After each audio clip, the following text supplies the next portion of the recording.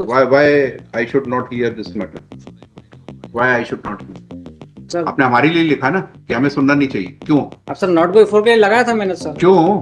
Sir इसलिए क्योंकि 4 बार यहाँ पे प्रेजेंट हुआ था, आपकी ओर से रिस्पॉन्स दिया। सारे मेरे पास पहली बार आया है, इसके पहले मेरे यहाँ कभी नहीं लगा। नहीं सर 4 बार लग चुका है, 1 फरवरी, 5 अप्रैल, 10 मई, मेरे को तारीख तक याद है, सब चीज मैंने लिखा है सर। ऑर्डर शीट में देख के बता दिया। हाँ बता दिन कुछ खाली और कितनी बार हमारे यहाँ लगा है? 4 बार लग चुका है सर आपके। आपको हम कंटेम्प्ट नोटिस दे रहे हैं, ये आप बोल नहीं सकते ये हमारे केस जज के सामने नहीं सुना जाए या उसके सामने नहीं तो सर कंटेम्प्ट। ये तो प्रावधान तो है नॉट गो फोर का, वो केस स्टेटस में दिखता भी है not go for by advocate जो भी हो, वो तो प्रावधान है वो तो। नहीं ऐसा कोई प्रावधान नहीं। ऐसा नहीं होता कि आप चाहेंगे कि हमारे केस इस जज के सामने लगे या उस जज के सामने, ये आपकी इच्छा में नहीं। जो हाईकोर्ट जहाँ लगाएगा वहाँ बहस करनी पड़ेगी आपको। तो सर फिर नॉट गो फोर फिर अपन पिटिशनर या फिर एडवोकेट का फिर उसमें क्यों क्लॉज लिखा आता है not go for by advocate? वो हमारा इंटरनल रीजन है, it is nothing to do with you. इसलिए आपको बोला गया था कि वकील लगाइए, क्योंकि आपको हाईकोर्ट का प्रोसीजर नहीं पता है, इसलिए आपको जज साहब ने सलाह दी थी कि आप वकील लगाइए। Wasted enough time off. नहीं सर ऑलरेडी मेरा टाइम वेस्ट हो गया सर 2 साल। सर मेरा टाइम वेस्ट हो गया sir. Who is responsible? Sir supreme court का जजमेंट ये है। Called you? ना सर सुप्रीम कोर्ट का जजमेंट ये है कि ब्रीफ फैक्ट्स, फैक्चुअल मैट्रिक्स और मेरिट्स के को कंसीडर किए बिना ऑर्डर अपन ना जारी करें तो ठीक है सर। ये है मेरे पास, मैं आपको देना चाहता हूँ। दे दीजिए। उसमें मेडिकल रिपोर्ट में साफ लिखा आ रहा है hard, blunt and hard weapon, जो कि डेडली है, और सेशन कोर्ट ने ब्लंट एंड हार्ड वेपन को पूरा मेडिकल एविडेंस को पूरा दरकिनार कर दिया और अपने मन से हॉलो पाइप, मतलब जैसा लगता है मेरे को प्लास्टिक के पाइप से मारा गया, जबकि फ्रैक्चर आ चुका था मेरे को। अब प्लास्टिक के मटेरियल से कोई फ्रैक्चर थोड़ी जाता है। तो सर वहाँ पे पूरा मेरिट्स को, मेडिकल एविडेंस तक को पूरा टोटली इग्नोर किया गया। सर पे लोहे के डंडे से वार किया गया, मैं अपना हाथ बीच में लिया, हाथ फ्रैक्चर हो गया। अगर हाथ नहीं लाता तो सर फ्रैक्चर हो जाता, तो मैं वहीं ऑन द स्पॉट में खत्म हो जाता। सर पे वार किया था, और सर सबसे वाइटल ऑर्गन होता है पूरे बॉडी, और मैंने उसको अपने हाथ से रोक लिया। और अगर मेरे हाथ पे नहीं आता तो मैं सर पे चोट हो जाती और आज आपके सामने मैं खड़ा भी नहीं होता। सर सुप्रीम कोर्ट के लैंडमार्क जजमेंट से single blow murder, single blow में तो मर जाता है इंसान, लाखों लोग तो मर चुके हैं, एक हथौड़ा मार रहा मर गया। अब ये कौन सा कि अपन गिनती करें 1 2 3 4, अरे अभी तक मारा नहीं है सर, ये तो बिल्कुल इलॉजिकल है। और इलॉजिकल 745 सर 2 करोड़ के लैंड फ्रॉड का मैटर है। अच्छा। 5 कूट अर्जित दस्तावेज है सर, फर्जी नामांतरण आवेदन पत्र, फर्जी शपथ पत्र, फर्जी अनापत्ति शपथ पत्र, फर्जी अतिपूर्ति लेखो, नकली वसतनामा। हाँ सर मैं कंप्लेंट पिटीशन यूज। आप खुद करेंगे बहस? हाँ सर मैं खुद। इसमें 18/10/23 का एक ऑर्डर हुआ था। हाँ कि इन्होंने गलत तरीके से वो लीगल एड की सहायता मांगी थी, उसमें से इंक्वायरी के लिए ऑर्डर दिया था और रिपोर्ट मांगी थी। हाँ वो रिपोर्ट आ चुकी है, वो देखिए। रिपोर्ट आई, देखना। सर मुझे तो नॉन फाइनेंशियल रीजन से मेरे को लीगल एड मेरे को दिया गया था, क्योंकि मैं खुद पिटीशन पर्सन अपीयर हो रहा था। कोई फाइनेंशियल कॉज, फाइनेंशियल रीजन कुछ भी नहीं था, और मैं तो हमेशा से पिटीशन पर्सन ही अपीयर हो रहा था। पर पीसी गुप्ता सर को ऐसा लगा कि मैं पिटीशन पर्सन अपीयर हो करके ढंग से केस को प्रेजेंट नहीं कर पा रहा हूँ, इस कारणवश मेरे को लीगल एड। ठीक है, तो आप लीगल एड चलिए, आप प्राइवेट वकील एंगेज कर लीजिए। नहीं सर मेरे को सारे लिस्ट ऑफ डॉक्यूमेंट 250 से 300 पन्ने के मैंने खुद ने ही सब यहाँ पे लगाए हैं। उसमें 23 साइटेशन सुप्रीम कोर्ट के, हाई कोर्ट के, सब मैंने ही पढ़ के समझ के सब लगाए सर। तो इसलिए मेरे को ज़्यादा जानकारी थी। एडवोकेट ने साफ बोला जब सारे प्रिपरेशन तुमने ही करे तुम ही खड़े हो जाओ, इसलिए मुझे खड़ा होना पड़ा सर। 18/10/23 क्या ये इतना बड़ा मेल क्या किया आपने? हाँ सर बहुत लंबा। क्या मेल क्या क्यों किया आपने? अब सर वो इसलिए कि सर बहुत सारी चीज़ें मेरे अगेंस्ट जा रही थी, जबकि लीगल प्रोविजंस थे। उसके बाद भी सर मैंने बहुत मतलब लंबा चौड़ा जुडिशियल करप्शन देखते आ रहा हूँ सर। मेरा मैटर ही ऐसा है, लाइफ टाइम इम्प्रिजनमेंट और डेथ पनिशमेंट का डबल लिंक मैटर है सर। सारी चीज़ें सर मेरे अगेंस्ट जा रही, जबकि मैंने FIR करके रखी है, सारे लीगल रिक्वायरमेंट्स हैं। उसके बाद भी अब मैं पेटिशनर हूँ सर, सबसे ज़्यादा प्रभावित तो मैं खुद ही हो रहा हूँ। करोड़ों का मैटर है सर, और उसके बाद भी कुछ भी हमको कोई रिलीफ नहीं मिल रहा, ना ट्रायल कोर्ट से ना सेशन कोर्ट से। और ये मैटर ऐसा है सर, इसमें केवल बेल कैंसिलेशन और धारा बढ़ाने का मैटर है। उसके बाद भी 1.5 साल लग गई इसी इंदौर हाईकोर्ट में। FIR को 2 साल से ऊपर हो गए। मेरा आरोपी सीनियर सिटीजन है, कल से खत्म हो गया, तो मेरा केस कैसे खत्म? पर्पस के लिए दिया है आपने? सर वही नॉट गो फोर के पर्पस के लिए दिया था मैंने, नॉट गो फोर लगाया था, पर वो स्वीकार ही नहीं हुआ था। तो बाकी जितनी भी मैंने सर प्रोसीडिंग्स देखी सब मेरे अगेंस्ट जा रही थी, इवन वो कोर्ट के द्वारा ही हो रहा था सब कुछ। Why I should not hear this matter? Why I should not hear? Sir आपने हमारे लिए लिखा ना कि हमें सुनना नहीं चाहिए, क्यों? अब सर नॉट गो फोर के लिए लगाया था मैंने सर। क्यों? अब सर इसलिए क्योंकि 4 बार यहाँ पे प्रेजेंट हुआ था, आपकी ओर से रिस्पॉन्स दिया। आपको हम कंटेम्प्ट नोटिस दे रहे हैं, ये आप बोल नहीं सकते ये हमारे केस इस जज के सामने नहीं सुना जाए या उसके सामने नहीं सुना जाए। Sir contempt. ये तो प्रावधान तो है नॉट बिफोर का, वो केस स्टेटस में दिखता भी है नॉट बिफोर बाय एडवोकेट, जो भी हो वो तो प्रावधान है वो तो। नहीं नहीं, ऐसा कोई प्रावधान और मैं तो नहीं। सर जज आपके पास गया भी था, आपके पास में आए भी सर नॉट बिफोर, मेरे को यही बताया गया था अगर कोई नॉट बिफोर का आपको मतलब ऑर्डर चाहिए तो जिस दिन आपकी केस की तारीख होती है हाँ। तो फिर आप जज साहब के सामने नॉट बिफोर का रिक्वेस्ट कर किसने सकते हैं। सलाह दी आपको ये? सही किसने सर। सलाह दी कि एक ऐसी मेल भेजना चाहिए कि हमारा केस इनके सामने नहीं लगाया जाए? अब सर वो मैंने तो नॉट बिफोर का एप्लीकेशन किया था, उसके बाद फिर मेल के ऊपर आया मैं कहाँ है पहले- एप्लीकेशन आपकी? वो ये नंबर?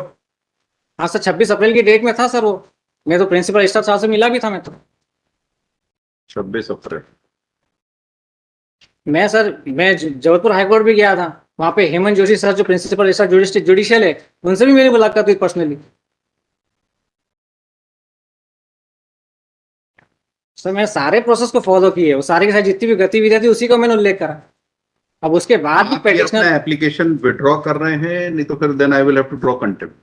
सर। ये जो मेल आपने भेजा है हाँ सर। इसमें आप हाईकोर्ट जज को सीजेएम लिख रहे हैं। नहीं, what is all this? CGM Abhishek Nagaraj भी उसमें है और जो ट्रायल कोर्ट और सेशन कोर्ट के जजेस का नाम भी है। सर जो मैंने जुडिशियल करप्शन देखा है उसी को तो मैंने उल्लेख करा उसमें। ठीक है, आपको मतलब ये मेल आपका भेजा हुआ है, देन हाँ, एक्सेप्ट हाँ। Notice of contempt.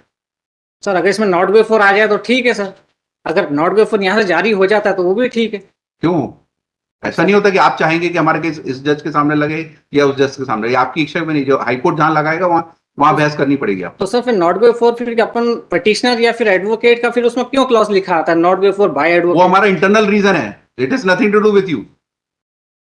सर आप देख वो लीजिए। हमारा, वो जज अगर बोले कि ये केस हमको नहीं सुनना तो वो तो उसमें लिखा था कि नॉट गो बिफोर। हाँ तो you can not claim as a matter of right. Sir मैंने कई बार देखा नॉट बिफोर तो एडवोकेट्स इसलिए आपको बोला गया था कि वकील लगाइए, क्योंकि आपको हाईकोर्ट का प्रोसीजर नहीं पता है, इसलिए आपको जज साहब ने सलाह दी थी कि आप वकील लगाइए। तो सर मैंने तो तो ये सब जो अननेसरी जो मेल भेज रहे हैं ना आप, this is contemptuous. Sir contemptuous तो सर मैंने उससे सारी गतिविधियां लिखी है, कितना चलिए, लंबा मैं जुडिशियल accept- करप्शन देख रहा हूँ। Then accept notice if you are still pressing your email.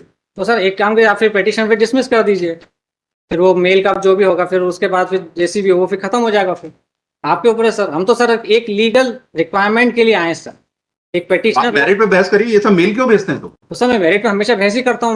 मैं तो सारे के सारे सर 250-300 पन्ने तो मैंने तो लगा के रखे, 23 साइटेशंस मैंने लगाए सर सुप्रीम कोर्ट के, जज हाई कोर्ट्स के सारे मेरे मेरे मेरिट पास पे ये चढ़ रहा मैटर हूँ। पहली बार आया है, इसके पहले मेरे यहाँ कभी नहीं लगाई। नहीं सर 4 बार लग चुका है, 1 नहीं, फरवरी, 5 अप्रैल, 10 मई, मेरे को तारीख तक याद है, सब चीज मैंने लिखा है सर। ऑर्डर शीट में देख के बता दीजिए, हाँ उसमें बता दीजिए आपके दिखा दीजिए लगा ऑर्डर कितनी बार हमारे यहाँ लगा है। 4 बार लग चुका है सर आपके यहाँ। और फिर मई के बाद समर वेकेशन के बाद पीसी गुप्ता सर के यहाँ लगा और फिर उसके बाद फिर वापस आपके पास आ गई। 4 बार आपके लग चुका है, मेरे को तारीख भी याद है। आप मेल अपनी प्रेस कर रहे हैं तो then I will issue notice, otherwise sir एक मेरिट पे बहस करिए। मैं तो मेरिट पे बहस करना चाहता हूँ ना सर। तो वो पहले आप हमारे काम उसको स्टेटमेंट दीजिए कि you want to withdraw that. तो अच्छा मेल को विड्रॉ करने का, हाँ, ठीक है सर मैं स्टेटमेंट दे देता हूँ, मैं मेल को विड्रॉ कर रहा हूँ। लिखना submit that, he sent a mail which he raise for withdrawal and argue on merit. हाँ सर 2 MCRC है, 21745, 21746। आप लोग सब पार्टी रिप्रेजेंटेड हैं?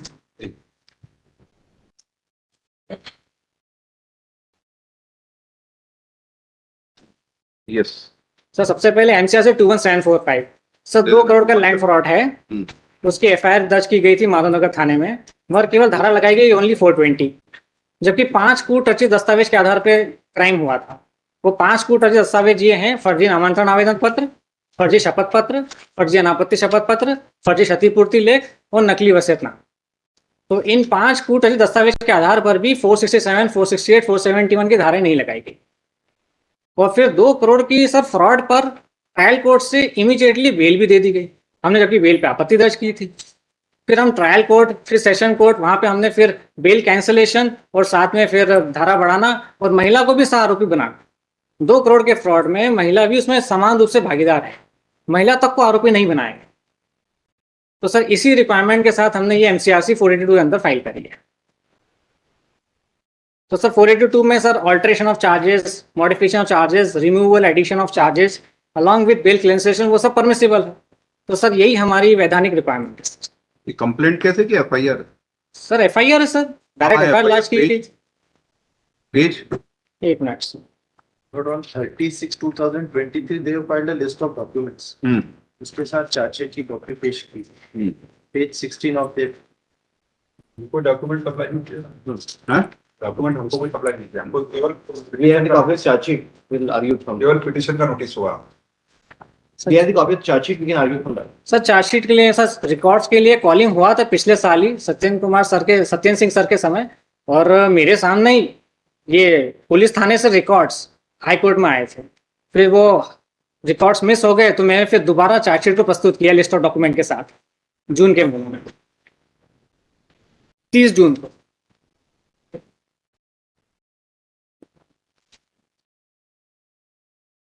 डायरी आई है इसमें? Yes, sir. ठीक। सर 30 ये FIR क्राइम नंबर 526 की है। Yes sir. Yes.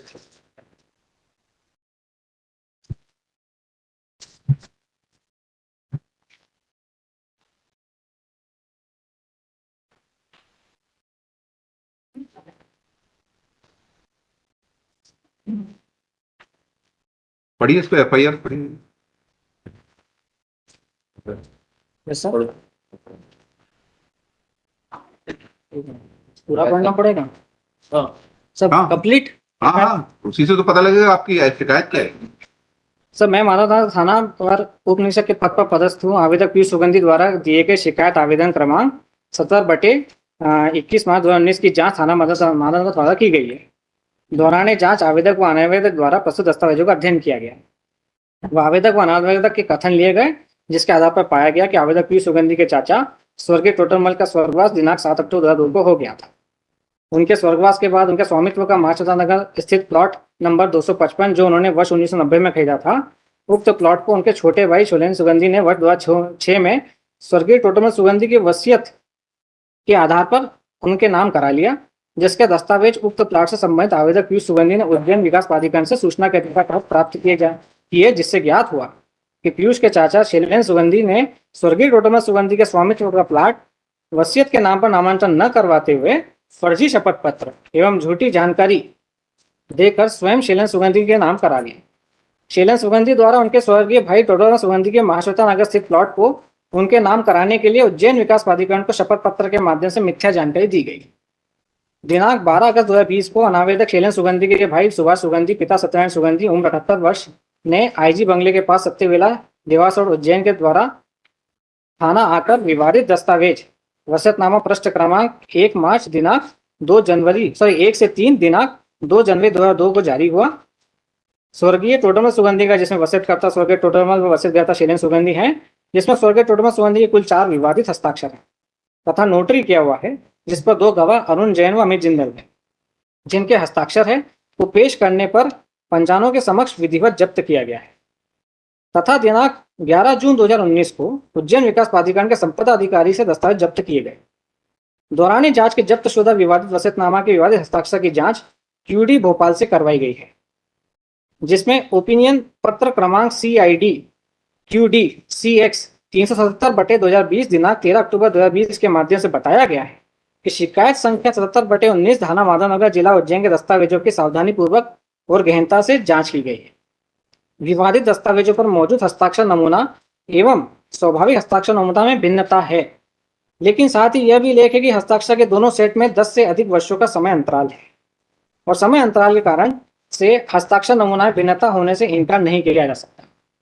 अतः QD रिपोर्ट के आधार पर वसीयत के फर्जी होने या असल होने की युक्तियुक्त पुष्टि नहीं होती है।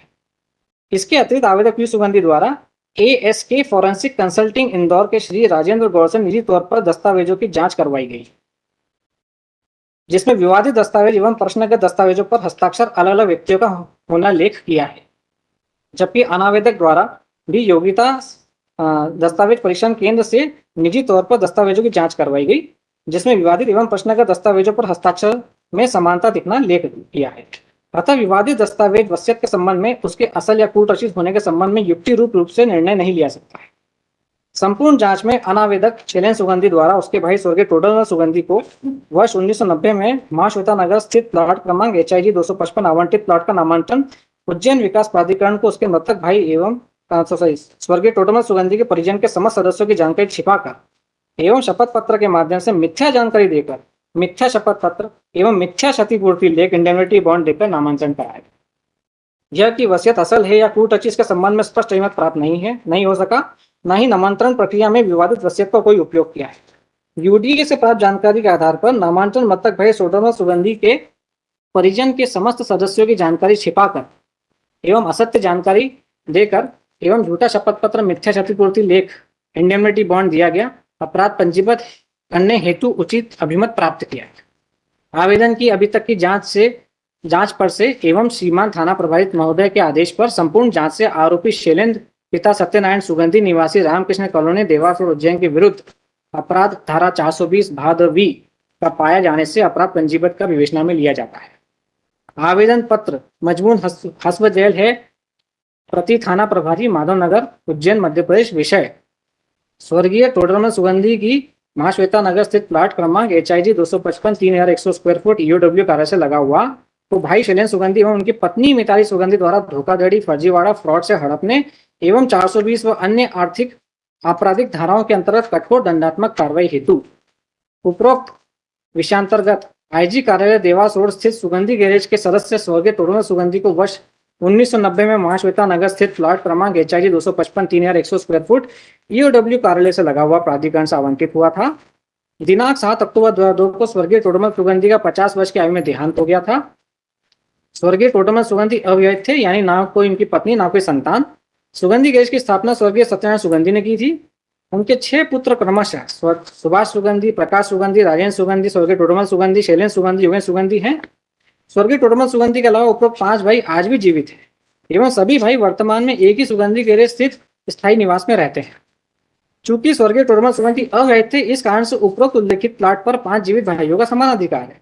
परंतु वर्ष 2005 में शैलेंद्र सुगंधी ने झूठी जानकारी जैसे स्वयं को स्वर्गीय टोडरमल सुगंधी का एकमात्र सगा भाई बताना एवं अन्य 4 जीवित सगे भाइयों की जानकारी छिपाना, फर्जी शपथ पत्र, फर्जी दस्तावेज, फर्जी वसीयतनामा एवं स्वर्गीय टोडरमल सुगंधी के मरणोपरांत फर्जी हस्ताक्षर के माध्यम से उपरोक्त प्लाट धोखाधड़ी, फर्जीवाड़ा एवं फ्रॉड की मानसिकता से स्वयं के नाम पर करवा दिया। उक्त घटनाक्रम से संबंधित समस्त दस्तावेज सूचना के अधिकार के अंतर्गत प्राधिकरण के से प्राप्त करके आवेदन के साथ संलग्न है। अतः आपसे विनम्र विनती है कि उपरोक्त अत्यधिक गंभीर आपराधिक घटना को ध्यान में रख के शैलेंद्र सुगंधी एवं उनकी पत्नी मिताली सुगंधी को कठोर आर्थिक आपराधिक धाराएं जैसे 420, 406, 467, 468, 471 आदि के अंतर्गत कठोर दंडात्मक कार्रवाई सुनिश्चित करें और साथ ही उपरोक्त उल्लेखित भूमिका न्यायोचित निराकरण करने की कृपा करें। दिनांक 20 मार्च 2019 प्रार्थी नाम पीयूष सुगंधी, पिता राजेंद्र सुगंधी, पता IG कार्यालय के निकट 50/3 सत्यला सुगंधी के देवास रोड उज्जैन।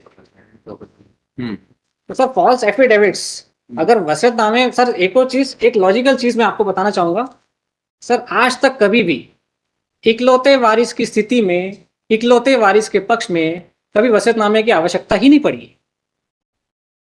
तो ये वसीयतनामा तो ऐसे ही कूटरचित सिद्ध हो गया, हमको हस्ताक्षर की जरूरत ही नहीं। एक तरफ वो अपने आप को इकलौता सगा बता रहे हैं फर्जी शपथ पत्र के माध्यम से, दूसरी तरफ वसीयतनामा बता दिया। ऐसा आज तक कभी हुआ ही नहीं कि इकलौते वारिस की स्थिति में, इकलौते वारिस के पक्ष में कभी वसीयतनामे की आवश्यकता पड़ी। अगर कोई माता पिता की इकलौती संतान, सिविल सूट भी चल रहा है इसमें? नहीं सर। तो जो म्यूटेशन हुआ है, जो नाम इनका चढ़ा, उसके खिलाफ कोई अपील की है? नहीं सर। नहीं की? नहीं। क्यों सर हम लोग को बस किसी भी वारिस ने नहीं की? हाँ सर। किसी भी वारिस जिसके नाम आप ले रहे हैं उनके परिवार के किसी भी सदस्य ने नहीं किया? नहीं किया सर। केवल आप ही को आपत्ति है बस? हाँ सर, उनको जानकारी भी नहीं थी और जब हो गई होगी जानकारी, इतना सब आप? हाँ तो वो सब उनके साथ मिले हुए ना सर, अब सब इकट्ठे हो हुए। हाँ सर, तभी तो मैंने अकेले ने FIR कराई है सर। अच्छा, और ये बाकी लोग कौन है? सुभाष, शैलेंद्र, योगेंद्र? सर ये भी इनके भाई है, सगे भाई है। और सर इनको क्या मिला इसमें? इनको सर, अब मैं आपको बताऊं, ये इन्होंने ही मिल करके मेरे पे जानलेवा हमला किया ताकि इसके ऊपर FIR ना हो। ये सब मिले हुए इनके साथ ही, तभी तो जानलेवा हमला भी हो चुका है मेरे पास, इसी FIR को रोकने के लिए, आजीवन कारावास के FIR को रोकने के लिए जानलेवा हमला करने के कारण सर ये 307 क्लॉज 2 वाला मामला बन गया, डेथ पनिशमेंट वाला 307। तो सर ये मामला मैटर है सर, सब लोग मिल गए ना, तभी तो मेरे पे जानलेवा हमला भी हो चुका है। इसलिए सर दोनों हमने NCRC को कनेक्ट कर दिया, क्योंकि आवेदक भी एक है, अपराधी भी एक है और थाना भी एक है। तो सर हम बस ये चाहते जो टोडरमल, ये आपके चाचा जी थे? हाँ, स्वर्गीय चाचा दोनों। उनके कोई बच्चे शादी नहीं की थी उन्होंने? नहीं राहुल नहीं चाचा। तो ये शैलेंद्र आपका भाई है? नहीं, उनका भाई है। मृतक जो चाचा है उनके भाई है। वो भी आपके चाचा ही हुए मतलब? हाँ वही मेरे चाचा ही हुए। ये भी टोडरमल के भाई के लड़के, हाँ राजेंद्र के लड़के। हाँ समझ गया, ठीक है, वो भाई है इनके, 64 साल के। तो सर 4 कागज के आधार पे इनके टोटल बन के कुल कितने भाई है? 5 भाई है सर, और पांचों जीवित एक ही घर में रहते हैं सर। अच्छा, तो इन्होंने विल की कॉपी कहाँ है? विल की कॉपी लगी है सर, लगाई आपने? ये चार्जशीट में लगी है सर, बता रहा हूँ पेज नंबर लगी 56 नंबर पेज है सर।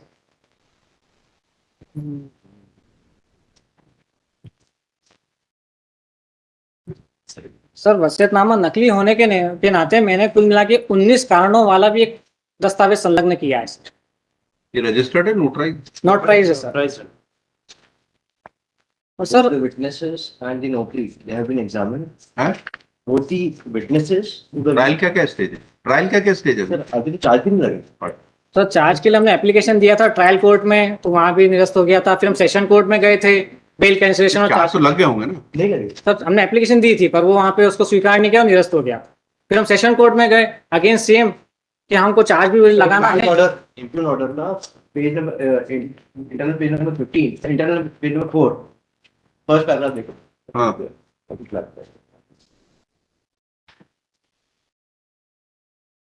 चार्ज विजिट नहीं है। दे फाइल्ड एन एप्लीकेशन देयर कि कुछ डॉक्यूमेंट एक्स्ट्रा चाहिए, प्रोसिक्यूशन से बुलाया जाए एज ए ये तो अभी इसमें लिखा आरोप तर्क हेतु, तो अभी आरोप लगेगा। सर पर वहां पे हमने एप्लीकेशन दे दी थी, उसको भी हमने लगा के रखा है ना सर। इसलिए कोर्ट आपको कह रहा था कि आप वकील लगाइए, आपको प्रोसीजर ही नहीं समझ में आता है कि क्या होता है कोर्ट। आपने एलएलबी की है? सर 4822 में इनहेरेंट पावर्स और securing the end of justice में किसी जो प्रकार मजिस्ट्रेट का काम है वो हाई कोर्ट करे यहाँ चार्ज लगाने का। सर 482 में तो प्रावधान है सर, इनहेरेंट पावर्स ऑफ और securing the end of justice. और सर मेरे पास सुप्रीम कोर्ट के जजमेंट्स हैं जिसमें 482 में alteration of charges as well as cancellation of पहले चार्ज लगाने तो दीजिए, आप ये सब बहस पहले वहां करिए। सर यहाँ पे सर ऑलरेडी है मेरे पास ये। You have wasted enough time of नहीं this. सर ऑलरेडी मेरा टाइम वेस्ट हो गया सर 2 साल। सर मेरा टाइम वेस्ट हो गया sir. Who is responsible? Sir supreme court का जजमेंट They have ये है not called you. ना सर, सुप्रीम कोर्ट का जजमेंट ये है कि ब्रीफ फैक्ट्स, फैक्चुअल मैट्रिक्स और मेरिट्स के को कंसीडर किए बिना ऑर्डर अपन ना जारी करे तो ठीक है सर। ये है मेरे पास, मैं आपको देना चाहता हूँ। दे दीजिए, लाइक चलिए। पेज नंबर 2 तो पैरा नंबर 10। हाँ। तो सर सुप्रीम कोर्ट का जजमेंट ही है, तो फैक्चुअल मैट्रिक्स, ब्रीफ फैक्ट्स और मेरिट्स को तो कंसीडर करना पड़ेगा सर। जो भी केस जिस भी कोर्ट में प्रेजेंट होता है। ठीक है, और कुछ कहना? सर ये और साथ में कैंसिलेशन ऑफ बेल और महिला को भी आरोपी बनाना। और सर अगर वापस वहां जाएंगे तो फिर वो मेरे को ट्रायल कोर्ट के जज ने ये बोला था, क्योंकि आपका मामला सेशन कोर्ट तक से निरस्त हो चुका है तो आप हमारे पास नहीं आ सकते, आपको हाई कोर्ट जाना पड़ेगा। अब वहां पे हमें जा ही नहीं सकता, वो हमेशा के लिए डोर्स क्लोज हो चुके हैं वहां पे फॉरएवर। इसलिए फिर हम हाई कोर्ट है 482 में।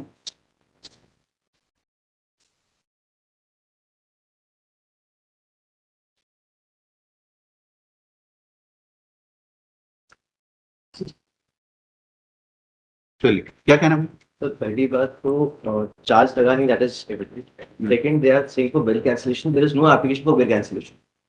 439(2) के लिए तो हमने कहा था ऑर्डर में कि अगर आपको आपत्ति है बेल जो ग्रांट के लिए, then move in for 439(2). That also that has not been moved and they have come, मतलब जो बेल की एप्लीकेशन थी उसमें आपत्ति जो लगाई थी उसकी रिवीजन करी है और उस रिवीजन के आधार पर यहाँ पर रन डाल। You are appearing in 18. Yes 121,745 745. आप 47 में? 747. ये 747 लगाइए 307 ऐड करने के लिए। हाँ 307 क्लॉज 2 326 उसमें भी चार्ज नहीं लगे अभी। सब उसमें तो हो चुके हैं। वहां पे भी चार्ज, वहां पे अभियोजन के द्वारा 2 बार ट्रायल कोर्ट और सेशन कोर्ट में चार्ज को बढ़ाने का एप्लीकेशन दिया गया और दोनों बार निरस्त हो गया और उसी के आधार पर हम यहाँ आए। उसमें भी सर हमने बेल कैंसिलेशन अलॉन्ग विद 307 ये क्लॉज। वाला हो गया 21745, इसको क्लोज कर लेंगे। इसमें बताइए इसमें सर- कौन सा ऑर्डर चैलेंज किया? सर इसमें ना 325 तक की धारा लगाई गई थी, फिर 2 बार ट्रायल कोर्ट और सेशन कोर्ट में अभियोजन के द्वारा 307 और 326 की धारा बढ़ाने का आवेदन दिया गया और पूरा मेरिट्स के ऊपर ही सर। मैं उसमें मेडिकल रिपोर्ट में साफ लिखा आ रहा है hard, blunt and hard weapon, जो कि डेडली है। और सेशन कोर्ट ने ब्लंट एंड हार्ड वेपन को पूरा मेडिकल एविडेंस को पूरा दरकिनार कर दिया और अपने मन से हॉलो पाइप, मतलब जैसा लगता है जैसे मेरे को प्लास्टिक के पाइप से मारा गया, जबकि फ्रैक्चर आ चुका था मेरे को। अब प्लास्टिक के मटेरियल से कोई फ्रैक्चर थोड़ी आता है। तो सर वहां पे पूरा मेरिट्स को, मेडिकल एविडेंस तक को पूरा टोटली इग्नोर किया गया और medical evidence, blunt and hard weapon का जो उसमें उल्लेख है उसी के आधार पर ये अभियोजन ने 2 बार ट्रायल कोर्ट और सेशन कोर्ट में धारा बढ़ाने का आवेदन दिया। टोटली है sir on the merits only. Sir पे लोहे के डंडे से वार किया गया, मैं अपना हाथ बीच में लिया, हाथ फ्रैक्चर हो गया। अगर हाथ नहीं लाता तो सर फ्रैक्चर हो जाता, तो मैं वहीं ऑन द स्पॉट में खत्म हो जाता। तो सर हमने एसपी ऑफिस में भी दिया 3 साल की धारा बढ़ाने के लिए, वहां से भी कुछ कार्रवाई नहीं हुई। और सर इसके सपोर्ट में मैंने 23 judgments, landmark judgment supreme court के, वो सब मैंने अटैच किए। और सर मेरे ही जैसे मामले में सन 2019 में जब जस्टिस वीरेंद्र सिंह सर थे, उन्होंने 3 साल की धारा बढ़ा दी थी। सेम मामला मेरा भी है। तो सर मैं भी चाहता हूँ कि जब इंदौर हाईकोर्ट में वीरेंद्र सिंह सर के द्वारा सेम मेरे ही मामले 3 साल की धारा बढ़ाई गई थी, तो आज वही 3 साल धारा मेरे मैटर में बढ़ जाए और ये 3 साल क्लॉज 2 का मामला बन गया, डेथ पनिशमेंट। क्योंकि आजीवन कारावास की जो लैंड फ्रॉड की एफआईआर है, उसको रोकने के लिए मेरे पे जानलेवा हमला हुआ। यस, क्या कहना चाहें सर? लॉर्डशिप, जो इम्पिंग ऑर्डर है उसका पैराग्राफ 10 की ओर मैं आपका ध्यान आकर्षित करना चाहूंगा, जो रिवीजन कोर्ट से फाइंड। इस प्रकरण में जो तथ्य और परिस्थिति आई है उनसे स्पष्ट है कि 4 अभियुक्तगण ने फरियादी के साथ घटना के समय स्थान दिनांक को मारपीट की। उस समय फरियादी अकेला था। फरियादी के अनुसार जब योगेंद्र ने उस पर सिर पर रॉड से मारा तो उसने अपने दाहिने हाथ से रोका। फिर सभी ने उसको मां बहन की गालियां दी और उसके साथ मारपीट करने लगे। अतः स्वयं फरियादी के अनुसार कथित रॉड के प्रहार के बाद उसके साथ मारपीट की गई, किंतु योगेंद्र सुगेंद्री ने न तो दोबारा उस रॉड से प्रहार किया, न अन्य किसी अभियुक्त ने उसे गंभीर उपति कारित करने का या किसी घातक आयुध से उपति कारित करने का प्रयास किया, जबकि उनके पास पर्याप्त अवसर समय था। सब ये अकेले थे। यदि किसी को जान से मारना होता रॉड से एक मारी तो 5-7 भी मार सकते थे लॉर्डशिप। और ये सारी एविडेंस को एप्रिशिएट करते हुए ट्रायल कोर्ट ने भी एप्लीकेशन खारिज की और रिवीजन कोर्ट ने भी खारिज की है। तो मेरा माननीय से विनती है कि ये जो 482 में रेयर केस में पावर, इनहेरेंट पावर का उपयोग होना चाहिए, ऐसी फाइटिंग में उपयोग नहीं किया जा सकता। केवल परिवार के संपत्ति का कोई विवाद है और उनको ये प्रेशराइज करना चाहता है केवल लॉर्डशिप। सर मैंने सुप्रीम कोर्ट लैंडमार्क जजमेंट हो गया बहस, लेट हिम कंप्लीट। और इस पे इसके बाद लिखा है लॉर्डशिप, उपति कारित करने किसी घातक आयुध से उपति कारित करने का प्रयास किया, जबकि उनके पास पर्याप्त समय और अवसर था। उपरोक्त तथ्य के प्रकाश में इस प्रकरण पर यह निष्कर्ष प्रथम दृष्टया निकाला जाना उचित प्रतीत होता है कि अभियुक्तगण का आशय फरियादी की हत्या करना है, उससे प्राण घातक उपति कारित करना था। यह अभियोजक द्वारा संकलित साक्ष्य प्रकट नहीं होता है। और लॉर्डशिप इस प्रकार से धारा 307 का जो ये इजाफा चाहते थे उसमें, उसके लिए प्रेयर ट्रायल कोर्ट ने भी रिजेक्ट की और डिवीजन कोर्ट ने भी रिजेक्ट की। तो इन परिस्थितियों में जब ये खुद ही कह रहे हैं कि एक से ज्यादा उन्होंने मारा ही नहीं है, तो फिर इंटेंशन कहां से मारने का होगा लॉर्डशिप? वो 4 लोग थे और ये अकेले थे लॉर्डशिप। इससे भी इनका केस मैनिपुलेटेड लगता है लॉर्डशिप। और ये जो फ्रैक्चर की स्थिति है लॉर्डशिप, ये एविडेंस से एस्टेब्लिश होगा लॉर्डशिप कि उंगली, और वो भी उंगली में लॉर्डशिप। और इस प्रकार लॉर्डशिप पैराग्राफ 12 में भी इसको डिटेल से डिस्कशन किया लॉर्डशिप। और चूंकि ट्रायल कोर्ट ने इनकी 216 की अर्जी शासन की खारिज करी है, रिवीजन उनकी खारिज की है, तो ऐसी स्थिति में इनको ये 482 को पावर एक्सरसाइज कराने का, ये एप्लीकेशन देने का अधिकार नहीं लॉर्डशिप मेंटेन बनी। रेयर एंड रेयरेस्ट केस में जहां ग्रॉस इनजस्टिस हुआ हो लॉर्डशिप, रिकॉर्ड के विपरीत कोई काम हुआ हो लॉर्डशिप, वाइटल आर्गन पे इंजुरी नहीं है लॉर्डशिप, और पारिवारिक मामला है, 4 लोग हैं, वो सब चाचा हैं इनके लॉर्डशिप। तो ये सारी परिस्थिति है, केवल उनको हिरास करना चाहता है लॉर्डशिप, अपनी इच्छा के अनुसार संपत्ति प्राप्त करने के लिए दबाव बनाने। An application under section 216 has been filed by the prosecution, which is annexure P3. P3. Yes, madam. Yes. On the ground that the injury is caused by the hard and blunt object with the steel rod. Although the injury was sustained on the fracture was sustained on the hand, madam. कलाई की हड्डी पर fracture हो गया। You are supporting him. Yes, madam. That application was further taken up to revisional court, madam, which was dismissed on 13/4/20. Against that dismissal, madam, we have not preferred any. You have not preferred.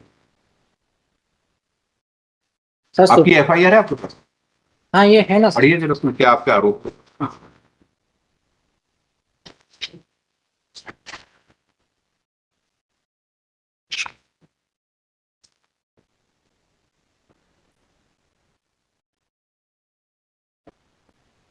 Page 22 पे लगाइए आपने। हाँ बिल्कुल। पढ़िए।